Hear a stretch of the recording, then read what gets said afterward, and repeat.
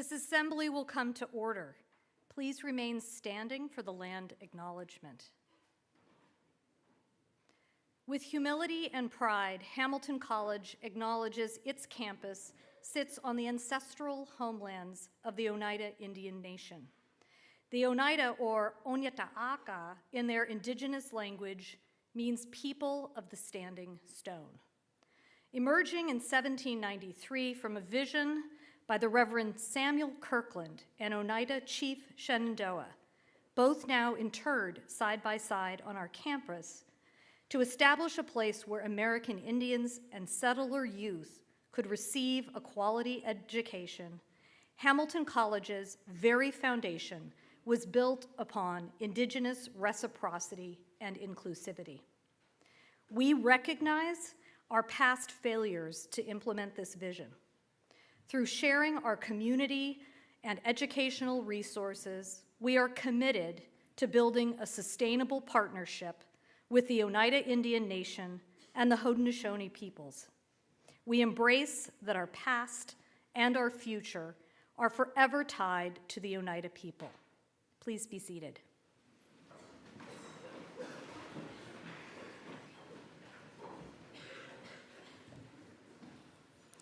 Good afternoon. It is now my pleasure to introduce the 21st President of Hamilton College, Stephen Tepper.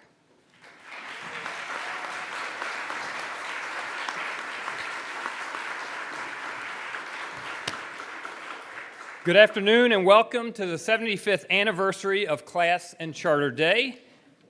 We've been talking a lot about innovation and the future, but it's also important to acknowledge where we've been, on whose shoulders we stand, and to recognize our long history of educating the future leaders who will make their personal and professional communities better.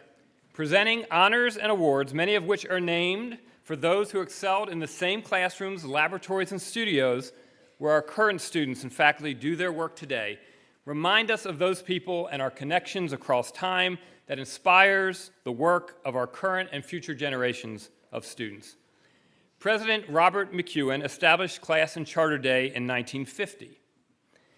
The event, as told by Professor Morris Isserman on The Hill, A Bicentennial History of Hamilton College, combined Class Day, informally observed by students, as a time for games and contests, parentheses, partying, with the more formal commemoration of the anniversary of the granting by the Regents of the State of New York's, by the State of New York of Hamilton's charter in May 1812. I suggested this year that we recombine this august occasion with Florida, that we would do that at the same time, but I was overruled by wiser people. So here we are today. The first Class and Charter Day speaker discussed the legacy of Azel Backus, the college's first president, who believed above all else that learning is worth nothing unless it nourishes the hearts and the consciences of those who possess it. President Backus would be very pleased today with today's speaker. A member of the faculty since 2018, his scholarship concentrates on ancient theories of virtue as well as various problems of moral psychology. His research attempts to understand Plato and Socrates correctly and make sure we have an accurate understanding of what they thought and to revive their ancient ways of seeing things. The purpose, he said, is to better understand morality. At last year's Class and Charter Day ceremony, he was selected to receive the Samuel and Helen Lang Prize for Excellence in Teaching, which is presented to a tenured member of our faculty on the basis of superior teaching and having significant and positive impact on students. One of the students who nominated him for the award said, teaching excellently for him does not begin and end in the classroom. Another student added, he thinks deeply about the structure of learning, even moving tables around to make sure we have a more intimate space where discussion can flourish, to the handouts he always prepares for us, which are as much witty as they are informational. Soon after arriving at Hamilton, he was asked why he got into teaching. I quote, "I think originally I had no idea that what I wanted to do as far as a major or a career." He said, "But I had 2 or 3 outstanding professors in philosophy, in religious studies, and when you see a professor who loves to teach, the joy that comes with it. Once I had a few professors who just emanated that joy of teaching, and they were so good. Right away, I could see myself doing that. I like teaching so much that I feel like I'll be forever grateful that I get to do it here," he added. And of course, we are so grateful that you are doing it here. So please join me in welcoming the 2025 Class and Charter Day speaker, Associate Professor Justin Clark.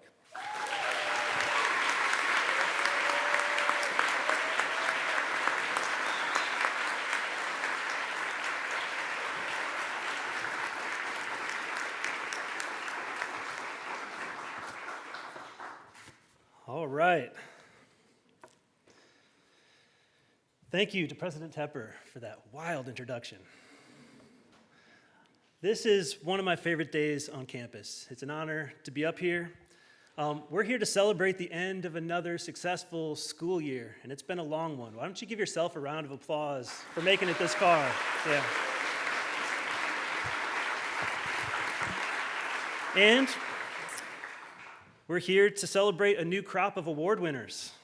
This is just another reminder of how bright and talented our student body is. I walk out of the classroom regularly thinking I have the best job.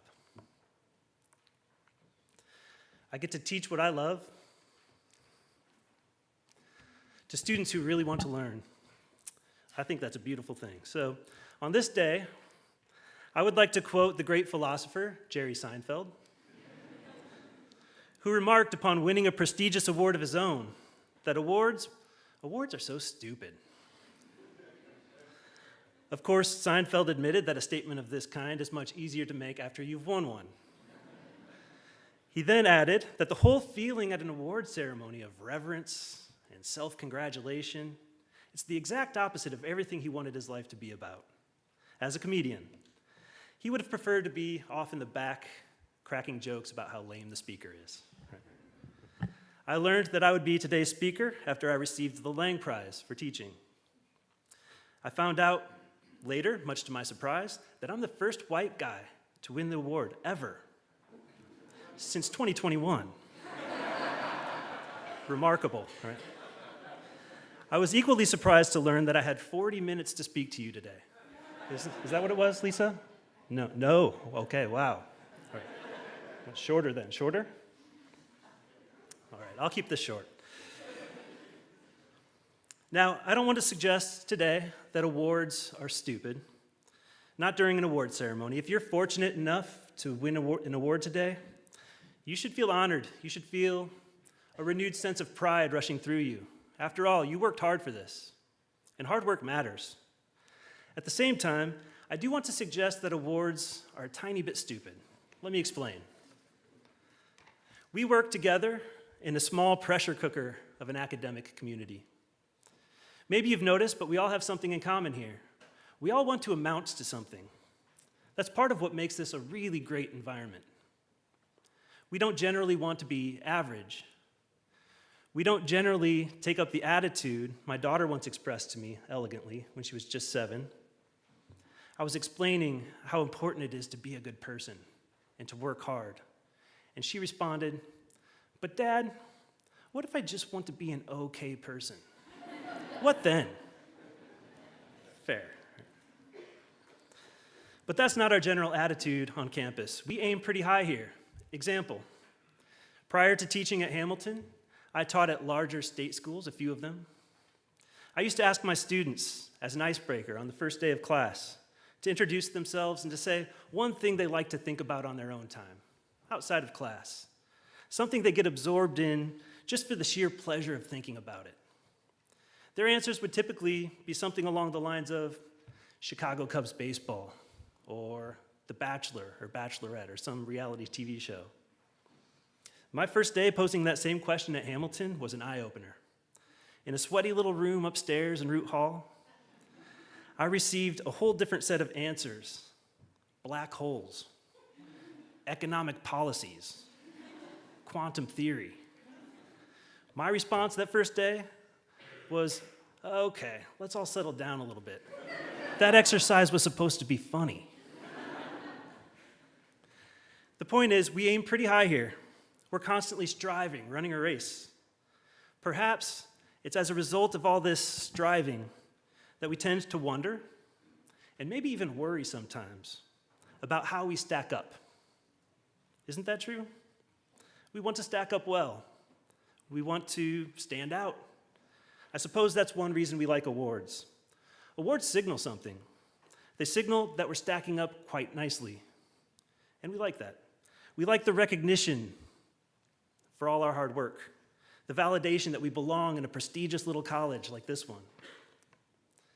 But this is where things get funny. I've noticed, maybe you have too, many at Hamilton struggle to feel a sense of belonging. I hear it all the time, not just students either. I suspect it has something to do with all the collective concerns about how well we stack up, all the constant striving. It gets into the air, makes us feel like we're falling behind, maybe. It's easy to get wrapped up, in other words, in a culture of self-promotion. Self-promotion. What is self-promotion? Let me get serious for a second. Self-promotion is the attempt to gain recognition for oneself, to raise one's own status by showcasing one's accomplishments, by displaying how well we stack up amongst our peers. Self-promotion is an attempt to shine. Fair enough. But it can morph into an attempt to outshine other people or to shine at the expense of others, which can introduce something toxic. To be clear, there are times when it's absolutely necessary to self-promote. We all know that, especially as we build up our careers. We have to promote ourselves. We have to sell ourselves, market ourselves. I was stuck in an awful job market for too long, so I had to play that game too. Drove me a little crazy. Today, I invite you to think about the role of self-promotion in your life. Now's a good time. Your pursuit of awards, your battle for another line on the CV, for another shiny accomplishment on the resume. We naturally want to advance ourselves, and we should. But too much self-promotion can spoil a sense of community. It can make the air feel stiff, competitive, unwelcoming to some. It's the same at the institutional level. Even as a college, we can get wrapped up in promoting ourselves. We often look to our peer institutions for comparison. We compare, and we wonder how well we stack up. I've also noticed over the years that college leaders historically tend to worry, even obsess about our college reputation.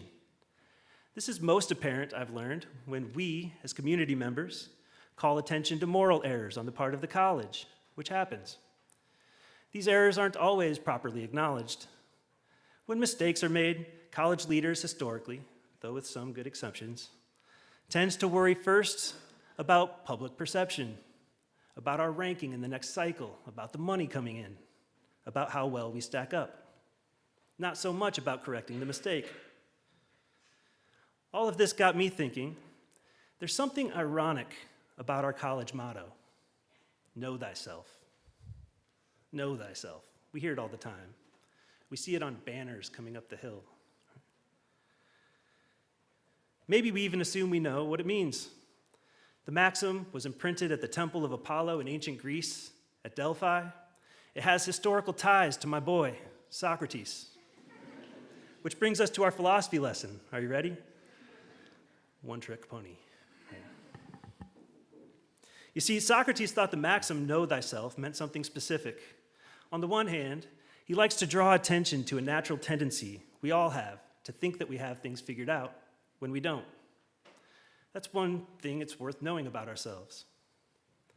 At the same time, and here's the part of the story that doesn't get told, Socrates thinks the maxim, know thyself, our college motto, refers to another fact about us. Being human, we have a tendency, like a magnetic pull, toward prioritizing money, status, and reputation above all other things. This is our default setting, according to Socrates. But our default setting is the problem. It will lead us astray.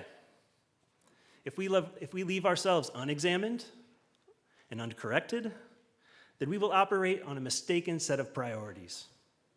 For Socrates, to recognize this fact is to know thyself. It is to know that money, status, and reputation are not top priority. As important as they are, there are other ingredients in life that are more conducive to human flourishing, more essential to happiness. So, what are these? According to Socrates, these are the content of our character and the quality of our relationships. Our character and our relationships actually matter more to human flourishing. Most importantly, and here's the true educational point of all of this, the only way to improve our character and the quality of our relationships is to search out the truth together, to uncover truths as a community in a cooperative spirit with minimal self-promotion. That last part is key. Now, Socrates was willing to sacrifice everything for this one lesson.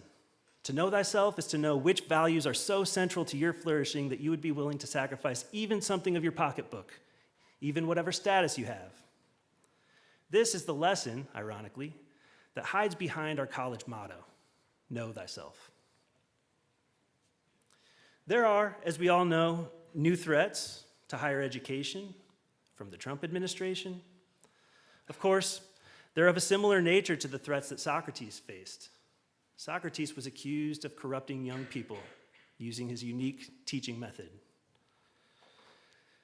In a sense, Socrates was the first among us to have his research grant canceled. The current administration is accusing us, likewise, of corrupting the youth, in part by promoting DEI values.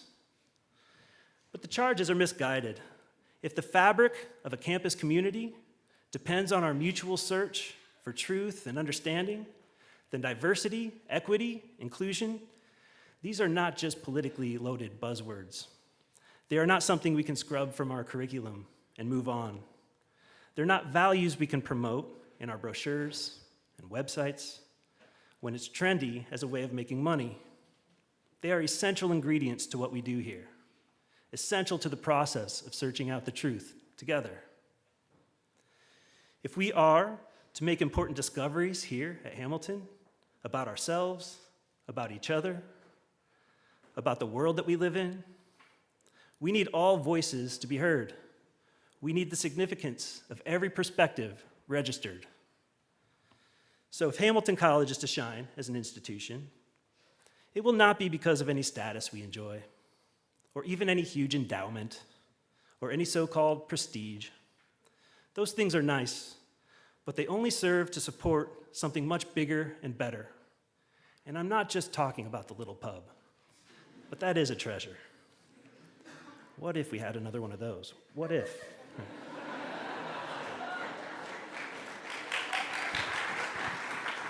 No, it's our community. We are surrounded every day by other capable and curious human beings who want to understand. That's a special thing. Look around you right now at the faces that sit beside you. That's the fabric of a community. That's where the value lies. If we're truly to shine at Hamilton, if you're truly to shine beyond Hamilton, it will have very little to do with the awards or achievements on your resume, or the prestige of the college you went to, or the rankings. It will be because you learned how to contribute to a community of this caliber. So, awards. Awards may be an indication that you're capable of shining. Go ahead and shine, promote yourself, market yourself. You're gonna have to. No one else is gonna do it for you. But know that self-promotion, when done really well, means shining for other people. Marcus Aurelius, the ancient Stoic, inspired by Socrates, once said, "He who does not transmit light for others merely serves to create his own darkness." Let us not create darkness. Let's go and shine for others. That's a big part of what a liberal arts education should equip us to do. Thank you and congratulations.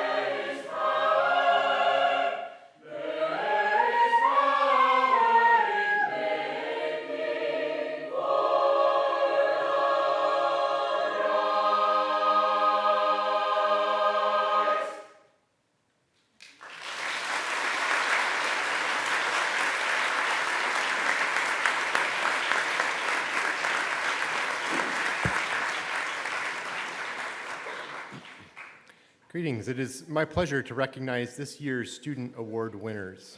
I would like to begin by recognizing the recipients of the prize scholarships. Please stand when your name is called and remain standing until we applaud you. Audience, please hold your applause until I offer congratulations to all the prize scholarship winners. We'll get started. The Dr. Philip I. Bowman Prize Scholarship, Sebastian Robert Van Wanrooy. The Madeline Wild Bristol Prize Scholarship in Music, Hughes Hamilton Williams. The Coleman Burke Prize Scholarship, Samantha Flaherty. The Carter Family Prize Scholarship, Carolyn Levin. The Class of 2003 Memorial Prize Scholarship, Luke Curzum. The Class of 2009 Community Service Prize Scholarship, Carter Higgins. The Thomas E. Colby III Prize Scholarship in German, Lauren Grohl. The Curran Prize Scholarship, Patricia McInerney. The Dr. Edward R. Fitch Prize Scholarship in Classical Languages, Connor Havelka and Seraph McKern. The Randall J. Harris Prize Scholarship, Nicholas Hollander and Christiana Klein and Claire Murphy.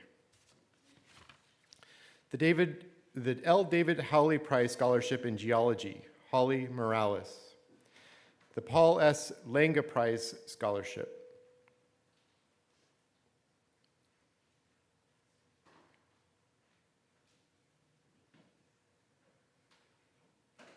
The Michael Maslin 2001 Memorial Prize Scholarship Fund, Norma Cajeas. The Carl B. Menges Prize Scholarship in College Governance, Dylan Mangua and Anna Yankee. The Robert Leet Patterson Prize Scholarship in Philosophy, Gabrielle Bryn, William Campbell, Rylan Garzinski, and Yi Lon. The Frank Humphrey Ristine Prize Scholarship, Tessa Hartzell. The Jenny Rubin Memorial Prize Scholarship, Amaris Martins. The William John Schickler III Prize Scholarship, Polina Ingumova. The Frederick Reese Wagner Prize Scholarship, Morgan Hodorowski and Lucy Linnes. The Sam Welsh Memorial Prize Scholarship in Computer Science, Lydia Mirabito. The Sidney and Eleanor Wernimer Prize Scholarship in Economics, Taylor Harris. Jared Maidman, Muhammad Ahmed Rao, Mina Marjorie Yu Shafari, and Rachel Zoe. Congratulations to our prize scholarship winners.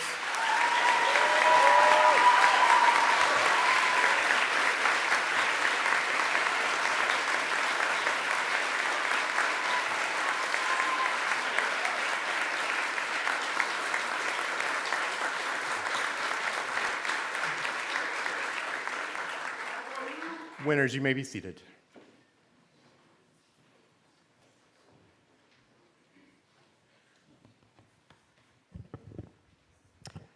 I now have the honor of recognizing the winners of achievement prizes.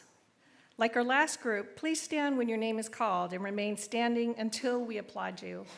Audience, please hold your applause until I offer congratulations after all the achievement prize winners have been announced. The American Chemical Society Awards, Eliana Manes, Ian Vogelsang, Grace Wild, and Allison Yanko. The Babcock Prize in Philosophy and Pedagogy, Steven Sokolow and Ashley Scheiket. The Edwin Barrett Prize, Colin Morales. The James L. Bennett Prize, Yuxuan Xu. The Emily and Alfred Bond Prize in Studio Art, Caroline Chapman and Brianna Padilla. The Harold C. Bond Prize in Anthropology, Willa Carr and Angela Escalante Zarco. The Frederick Edmund Alexis Bush Award, Jasmine Bonija. The G. Harvey Cameron Memorial Prize, Sarah Conti and Emma Wilson. The Nelson Clark Dale Jr. Prize in Music, Michael Coe. The Darling Prize in American History, Frank Cheng. The Donald J. Denny Prize in Physical Chemistry, Grace Wild. The Arthur O. Eve Prize, Anais Hieronymo. The Michael T. Genko Prize, Junior Prize in Photography, Lauren Sosha and Catherine Showalter. The William Gillespie Prize in Art, Sawyer Krohn and Maya Machek. The Adam Gordon Campus Service Awards, Sebastian Ghosh. The Edgar Baldwin Graves Prize in History, Laura Barrera. The David J. Gray Senior Prize in Sociology, Deanna Durbin. The Mary McMaster Halleck Prize in Science, Emily Bennett and Desomi Kim. The Hamilton College Book Award in Russian, Mac Donovan and Naval Lapalainen. The Hamilton College Campus Service Award, Shraddha Datta. The Franklin G. Hanlon Prize in French, Lena Klink and Jianyi Wang. The Charles J. Hasbrook Prize in Art History, Gabrielle Johnson and Alexander Levine. The Holly Prizes in Greek, Brielle Whalen. The Holly Prizes in Latin, Haley Kim. The Holbrook Prize in Biology, Emily Bennett and Megan Case. The Konstantin Karamanlis Prize in World Politics, Mia McGrath and David Parker. The Kirkland Prize in Mathematics, Hao Shen, Zhang Liuchen. The Neeland Prize, Jonathan Nemitz. The Edwin B. Lee Jr. Prize in Asian History, Asian Studies, Michaela Tortusa. Jonathan Martyr Prize, Deanna Durbin and Via Zhou. The Jeremy T. Medina Prize, Oliver Jackson. The Thomas E. Meehan Prize in Creative Writing, Dana Blatt and Kip Ortega. The J. Barney Moore Prize in Art, Alia McDonald. The Norton Prize, Taylor Bartles, Christophe Boivin, Amanda Brown, and Nestor Martinez. The Payne Hills Prize, Ainsley Ruth. The Walter Pilkington Memorial Prize, Caitlin Leon. The Prizes for Excellence in Japanese Language and Literature, Taylor Herbold, Bram Orenstein, and Renyi Miley Shu. The Public Policy Prize, Nathan Cohen. The Putnam Prize in American History, Henry Baum. The Renwick Prize, Karina Jones. The Rogers Prize in Geology, Connor Grand and Claire Williams. The Sadler Skinner Prizes for Excellence in Chinese Language and Literature, Edward Ha and Alexander Wagner. The Senior Prize in Africana Studies, Kenesha Stills. The Senior Prize in Biochemistry, Molecular Biology, Layla Jerahi, Desomi Kim, and Ryan Rahman. The Senior Prize in Economics, Ao Frank Chang, Charles Haberstock, Thomas Kantrowitz, and Via Zhou. The Senior Prize in Environmental Studies, Heather Doyle, Elise Musarak, and Anna Yankee. The Senior Prize in Government, Ainsley Novak and Jack Savali. The Senior Prize in Neuroscience, Amirtha Barathon and Jennifer Jittison. The Senior Prize in Theater, Delbert Gonzalez and Marilee Morales. The B.F. Skinner Prize, Deanna Durbin and Anais Hieronymo. The H. Samuel Slater Prize in Romance Languages, Virginia Biondi, Daniel King, Annabelle Pearson, and Sylvia Woodbury.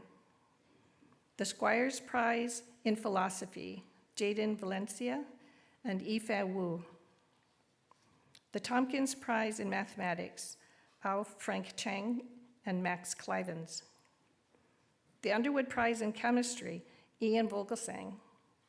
The John Lovell Waters Prize, Alexandra Joseph and Katie Wetmore. The Karen Williams Theater Prize, Eric Seeley. The Wild Prize in German, Joseph Cairns. Congratulations to the winners of our achievement prizes.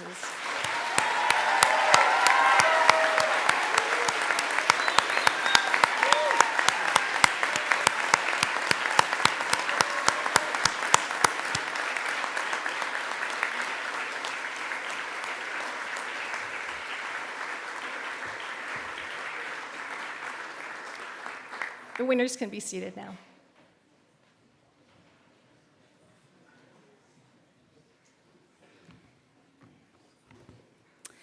We have one prize scholarship that got skipped, so I'm going to read that one. The Paul S. Langa Prize Scholarship, Suchanya Anya Udomfan.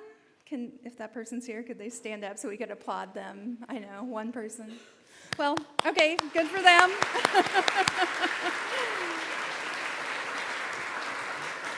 All right. Earlier this semester, the following students competed for these public speaking prizes. I am pleased to recognize the winners. The Clark Prize, Deanna Durbin. People should stand for this one as well and stay standing. The McKinney Speaking Prize, Audrey Alex, Jason Chen, J.J. Hall, and Amaris Martins. The 3-minute thesis prizes, Abigail Lauder, Jenny Weisbrot, and Anna Yankee. The Warren E. Wright Prize in Public Speaking, Del Gonzalez. Now I'd like to acknowledge our Writing Prize recipients. The Dean Alfange Essay Prize, Lorenza Battaglia and Theodore Gherkin. The Adam Gordon Poetry Prize for first-year students, Talia Honorat. The Doris M. and Ralph E. Hansman Poetry Prize, Dylan Buckshire Schultz. The Kellogg Essay Prize, Sierra Ducharme. And Morgan Hodorowski and Sylvia Woodbury. The Kirkland Endowment Essay Prize in Interdisciplinary Studies, Anna Yankee. The Raphael Lemkin Essay Prize, Chen Shen Ron. The Perun Essay Prize, Anna Knapp. The William Rosenfeld Chapbook Prize in Creative Writing, Asha Cook, Charlie James, and Jay Tomes. The Soper Research Prize, Alexandra Glogoff, Maxwell Lee, and Andreas Molnar. The Soper Essay Prize, Grant Bowley. The Roseby Tager Prize, Annika Aman and Margot Rochman. The George A. Watrous Literary Prize, Rachel Budd, Alexandra Feisel, and Sylvia Woodbury. The John V.A. Weaver Prize in Poetry, Catherine Schock. The Sidney Stern Weiss Essay Prize in Women's Studies, Carolyn Mears. Congratulations to the winners of our speaking and writing prizes.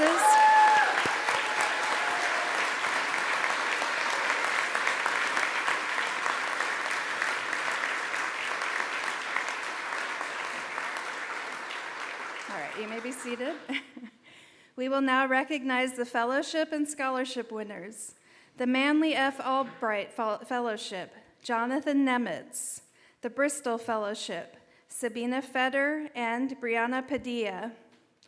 The Kocha Foundation Scholarship, Marin Chardello. The Critical Language Scholarship, Naval Lapalainen and Xavier McMahon. The Freeman Asia Scholarship, Norma Callejas. The Fulbright Grants for Graduate Study, Research, and Teaching Abroad, Julia Smith and Christina Stoll. People are standing, right, as I say these? Stand up when I say your names. The Gilman International Scholarship, Norma Callejas, Sunchen Samuel Cho, and Natalie McHale. The Barry M. Goldwater Scholarship and Excellence in Education Foundation, Yu Shun Shu. The Truman Scholarship, Quentin Messer III. The Thomas J. Watson Fellowship, Andrew Fredericks and Charlie Haberstock. The Judge John Wells Fellowship, Lena Klink. Congratulations to our fellowship and scholarship recipients.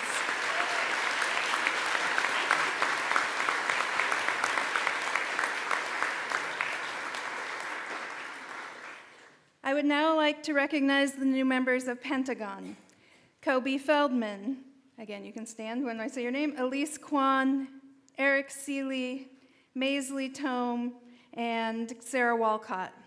And now I would also like to recognize the members of Phi Beta Kappa, Lane Marsh, Henry Bohm, Georgia Brown, Megan Case, Rebecca Dolphin, Deanna Durbin, Allie Innes, Sabina Feder, Jennifer Jittison, Connor Grand, Charlie Haberstock, Luke Hayes, Karina Jones, Peter Jones, Thomas Kantrowitz, Aki Kaya, Eve Karmazan, Dasumi Kim, Ainsley Novak, Alyssa Samuels, Carter Siegel, Brian Vong, Ronchen Vong, Claire Williams, Catherine Withers, Catherine Woodruff, Chen Yu Yang, Zhang Lun, and Via Zhou.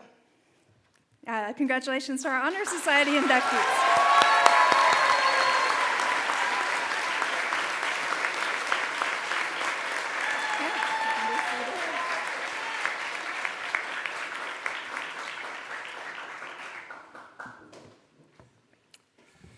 Good afternoon. It is now my pleasure to award 2 special prizes. The Milton F. Phileas Jr. Joseph Drown Prize Scholarship, established by the Joseph Drown Foundation and named in memory of Milton Phileas, class of 1944, is awarded to a student completing the junior year who has been exceptional academically, has demonstrated outstanding leadership qualities while at Hamilton, and is likely to make a significant contribution to society in the future. This year's scholarship recipient manages a rigorous academic schedule, conducts research with multiple professors, and generously shares his expertise and interests with the Hamilton community. I ask Isu Khan to please stand.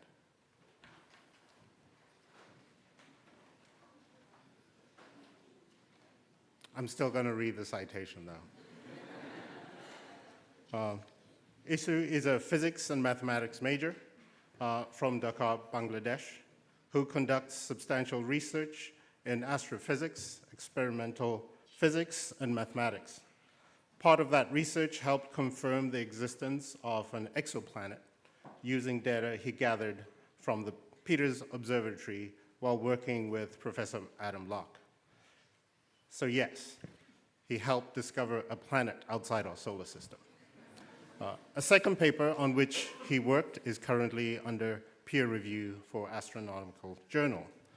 Isu also works as a physics tutor in the Quantitative and Symbolic Reasoning Center, as a senior digital media tutor with the LITS Research and Instructional Design team, and he helps organize and facilitate popular stargazing events at the Peters Observatory to share his love of astronomy. Please join me in congratulating this year's recipient of the Milton Phileas Jr. Joseph Drown Prize Scholarship, Isu Khan.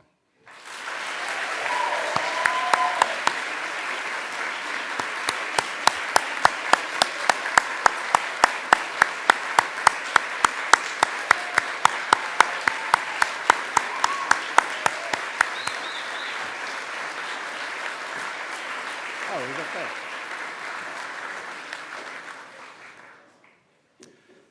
The James Soper Merrill Prize, established in memory of James Soper Merrill by his cousin, James P. Soper, class of 1911, is awarded at commencement to that member of the graduating class who, in character and influence, has best typified the highest ideals of the college. This year's winner is Del Gonzalez. Del, please stand.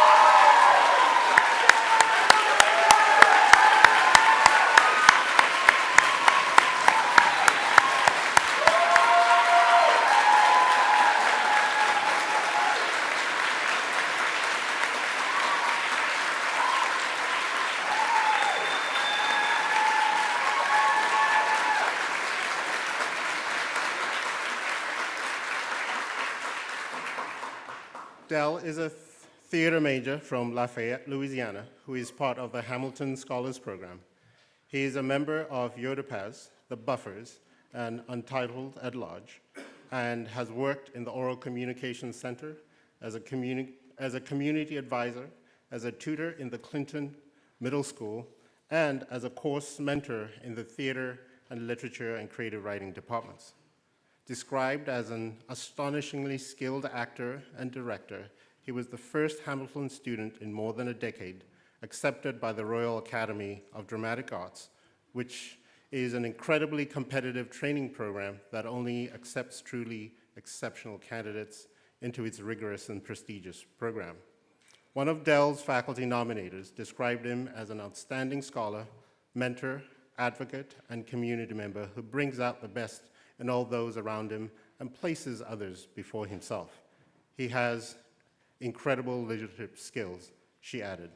Despite the accolades and universal acclaim, several nominators also cited his humility and empathy towards others. Dell, I'll have a lot more nice things to say about you at commencement, so be ready.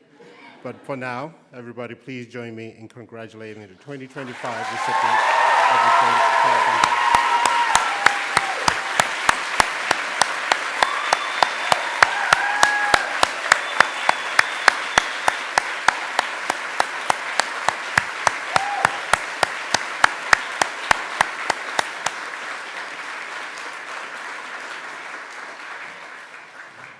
I would now like to recognize distinguished members of our faculty who have been honored with teaching awards.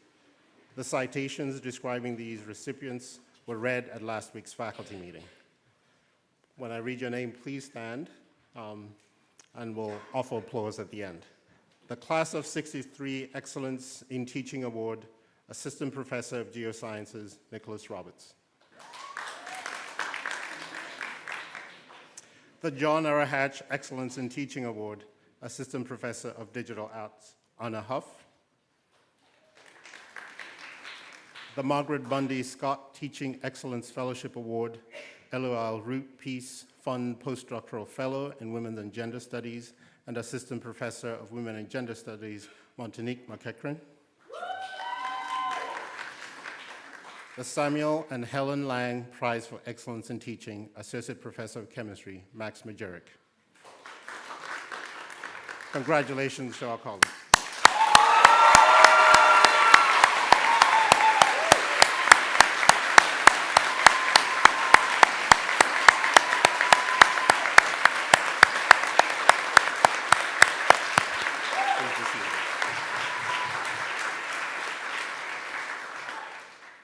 And I would ask you all to please stand for the singing of Charisma.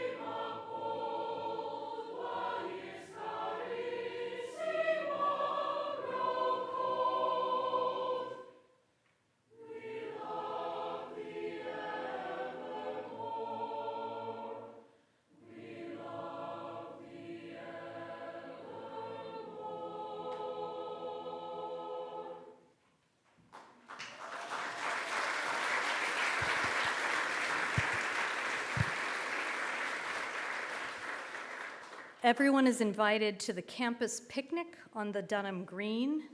Please remain in your seats until the procession has left the building. This assembly is adjourned.